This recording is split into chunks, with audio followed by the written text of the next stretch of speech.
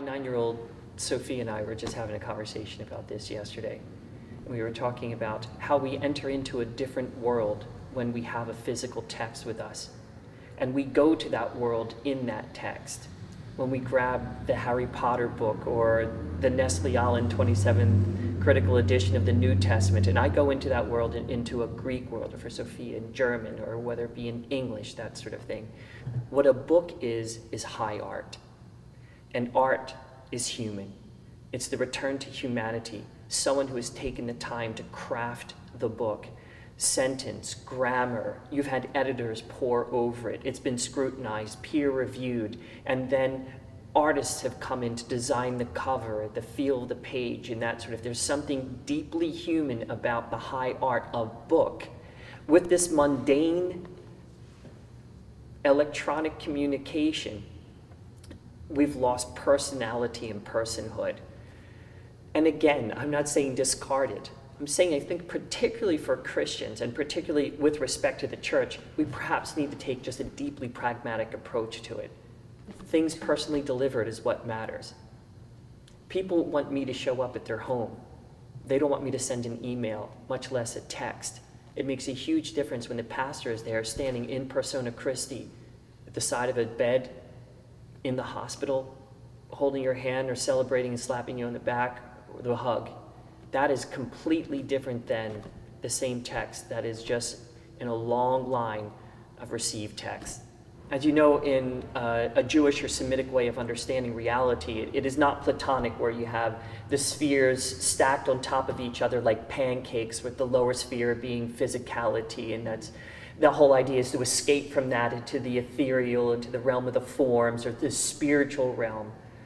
We talk about this in terms of our redemption. The goal of redemption is not escaping from the body and going to heaven, but it's heaven coming to earth and the redemption of the body. We look to Christ, him incarnate. And not only his incarnation and the work upon the cross, but the resurrection is about also the salvation of our physicality, body and soul, body and spirit making a living soul, that the totality of our humanity is to be redeemed by Christ. This is all played out in incarnational theology. It's critically important that that is exemplified, celebrated, understood, and explained within the context of Christian worship. That everything that takes place within Christian worship bespeaks a theology.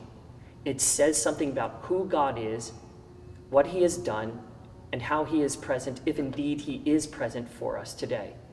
The importance of maintaining a physical Bible, of processing with it, of breaking out the elements that Christ himself had instituted, bread, wine, water. These are critically important because they continue the language and the understanding of the incarnation. The resurrection and ascension wasn't the cessation of the incarnation, but the ascension is the continuation of the incarnation of Christ. My concern is this, that when we become all digital and shift Christianity over into cyberspace, the world that's outside of the church is saying that God is not real. And now they come inside the church, and it's being reinforced by the very means of the world that says that God is not real even here. In other words, we wind up just internalizing and spiritualizing the reality of God in our midst. The sacraments militate against that.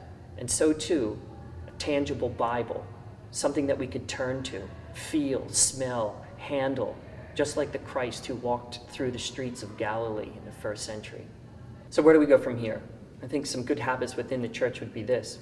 Turn off your phone, turn off the iPad. Come in and allow God's word through rather low means of technology, word, voice, proclamation, water, wine, bread. Let these low technologies speak to us and reconnect us with our humanity, communicating the real presence of the Christ who is really there, the one who is the incarnate one.